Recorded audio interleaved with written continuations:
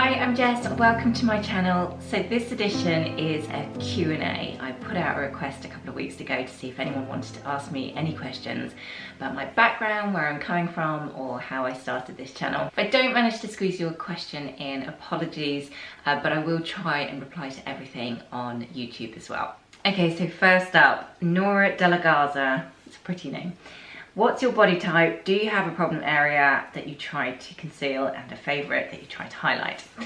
Yes. I don't like my bum. I don't like my thighs. You will never see me in a bodycon dress or a pair of hot pants or a crop top. No, that's not a good look for anybody. To be honest, I don't think I've ever met a woman who is 100% happy with her body. We're all the same. We all have the same insecurities, and I'm definitely no different. So I think for me, I've just learned over the years ways to style my outfits, to conceal the bits I don't like. I am careful what I eat, which I'll talk about in a moment, and my exercise routine. So yeah, definitely bits I don't like, just some clever styling to hide them, I think. Next up, a question from Runspud. Hello, lovely. How did you start the channel? Did you start with a master plan? Do I plan video content, or do I just wing it? Well, it definitely wasn't a master plan starting this channel. It was a bit of a happy accident, really. I love fashion. I know it like the back of my hand. I love helping people. So then I thought, okay, well, I find it easy talking to camera. Why don't I start giving some tips on YouTube? So I started it just a bit on a whim, if I'm honest, and thought, well, let's see what happens. And I remember, to start with, we'd get like 100 views or something, and I'd be so excited. I'm sure it was my mum, like on repeat, and again, and I watch again, and I watch again. But it was so exciting to feel that I was helping people find their perfect outfit and find what really suits them. It's a lovely feeling. It really does make me feel good that I'm helping you in some way. And I get the occasional comment saying, I actually bought that outfit and I never thought it would suit me, and I love it and it looks great on me, and someone paid me a compliment.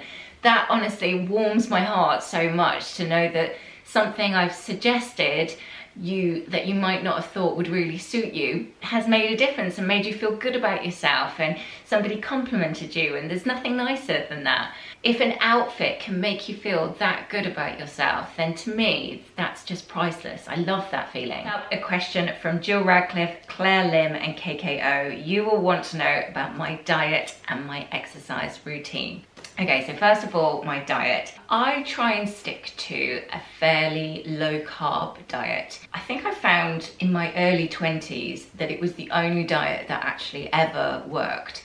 I'd done all the different diets under the sun before that point, and nothing really shifted the weight quite as well as a low carb diet did for me. The first time I tried eating low carbs, I think I was sort of 22, 23, and the weight just dropped off me completely. I think I lost about 1.5 stone in 2 weeks, which is excessive. But I think because it was the first time I'd ever done it, it just went phew.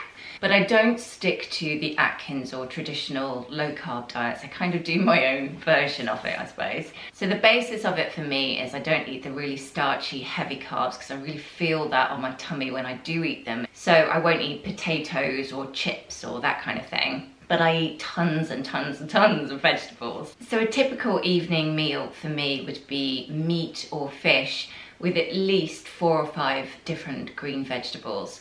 So I'll eat broccoli, asparagus, mange tout, green beans, etc. No peas, they're quite high in carbs.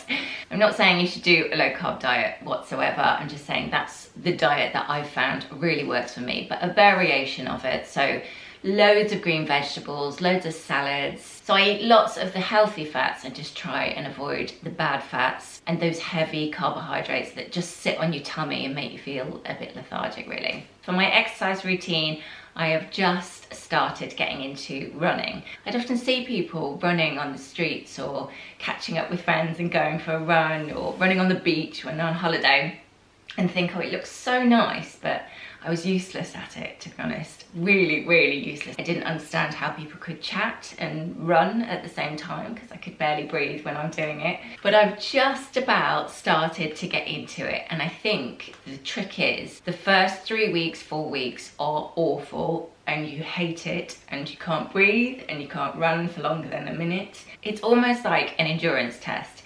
You have to stick it out for those first 3 or 4 weeks and keep doing it 4 or 5 times a week. And then after that, something in your body kicks in and goes, actually, this isn't so bad. So I don't know if you saw it on my Instagram page the other day, but there's this beautiful actress with this amazing body. She was in Baywatch, which I was watching with my son, don't ask me why. And I just thought, okay, I want that body. It was just incredible. Curvy, still, very womanly figure, but just really, really toned. So that's my aim, and I'm just gonna keep running until I can achieve it. Diana Chick, Fee Weekly, and a few other people wondered about my work background. Do I have a background in fashion? I've been obsessed with fashion since I was a little girl. I remember being about 8 or 9 years old and saving my pocket money and asking if we could go buy a Vogue magazine. My mum was sort of looking at me a bit strange because for a little girl it was quite a grown-up magazine. I vividly remember looking through that magazine the first time and being absolutely mesmerised by the whole thing. I just couldn't get enough of it, and I would spend hours devouring all the fashion stories and the photography and the way the clothes draped and the models and the makeup. I was just obsessed. So that really cemented my love of fashion quite early. Then when I was about 17, I moved down to London and started modelling. So I was what you would call a commercial model. So I would do, like a Levi campaign or bridal magazines or healthy girl next door, that kind of thing. It was so much fun, so much fun. So generally people wanted us to look healthy, but healthy in that world and healthy in the real world are often two different things. I didn't always get this sort of thing, but occasionally you'd get a snippet of it. So for instance, I did a shoot for a really well-known fashion magazine, and the editor started patting down my thighs going, "You're so fat, you're so fat," which, you know, when you're 19 is pretty tough to take. But luckily I had a good head on my shoulders, good family support behind me. Take it for what it was, enjoy it, do all the lovely trips, you're earning good money, and just try and take that side of it with a pinch of salt, really. So then I ended up flitting between modelling and TV presenting, which was another passion of mine, and I'd sort of go off, do a presenting job, then come back to modelling. And I kind of flitted between the two like that for about 10 years. Eventually, I got offered a job on Sky Sports, which was amazing. So that was full time and I had to stop modelling. Aside from the obvious thing of presenting is quite hard in itself, you know, you've got an earpiece in, you've got a director shouting orders at you, you're reading the auto cue that would break often, and then suddenly they're going, so-and-so's manager's on the phone, interview him, and you're kind of, ah. So it was really hard. And it's live, of course, as well, so there's no mistakes. But I absolutely loved presenting. But I just, after 2 years, realised, you know what, football isn't a huge passion of mine. I'm gonna go off and do my thing and see what happens next. So I went off, went traveling, and then came back to fashion. It keeps pulling me back, and ended up setting up a fashion label, which was predominantly a pure cashmere collection for children and for women, which sounds insane. It was very much a niche market, obviously, because it's ridiculously expensive. But there was a niche for it, and it was beautiful, you know, creating things in pure cashmere. When it got to the stage where I thought, I can't even afford to buy my own collection, I lost the passion for it, and it felt wrong in my soul to be selling these things that I couldn't even afford to buy myself. So I felt a little bit disillusioned with it, decided to stop, had my third child, had a little break, and then eventually through a windy road that got me to YouTube. So then I've got a message from Ingrid: how old am I married with kids, etc. I have just turned 40 this year and I'm married, and I've got 3 little boys. So it's a complete madhouse with 3 boys, as you can imagine. Smelly football boots everywhere, and they don't ever put things away, but they are very, very cute. Boys are very, very loving. My husband travels away a lot. He is a DJ, so like house music, playing in clubs around the world, etc. If you're into house music, you might have heard of him, but otherwise probably not. So yeah, so our week is kind of back to front. So he's obviously away at the weekends doing gigs, but in the week he gets to see the children an awful lot and do school pick up and drop off, etc. So it's a bit back to front, but obviously it's always been this way, so we're just used to it and we make it work. So next up is Gretchen. Hi lovely, how are you? My style is classic yet modern with a little boho and glam. Yep, I think you've got me sorted there.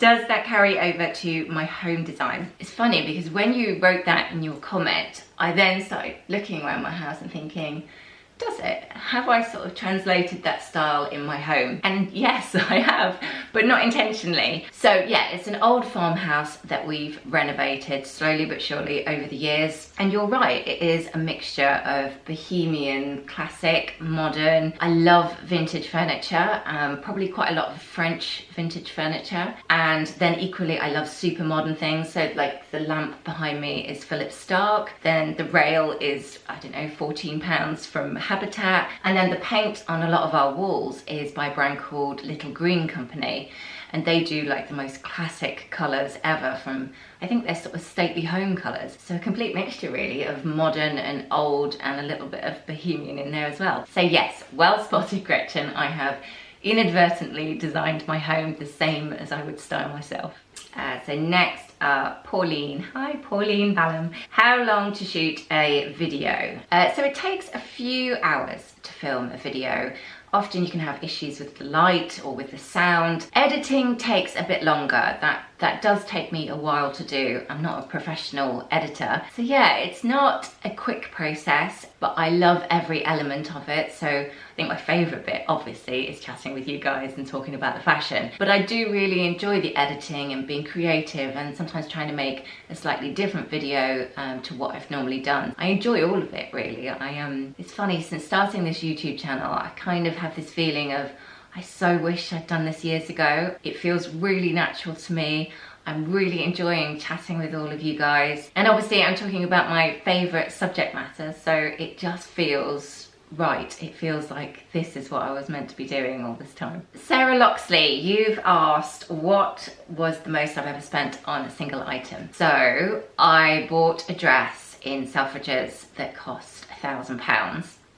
It was a beautiful Missoni maxi dress and I absolutely fell in love with it. So in typical Missoni fashion, it was that bright knitted fabric, but the mistake I made was buying it on a bit of a whim. I had a date with a guy that I felt a bit nervous around and I wanted to look really special. We were going somewhere really nice. So I spoilt myself. We only dated for about 6 weeks, so I really shouldn't have done it, but anyway.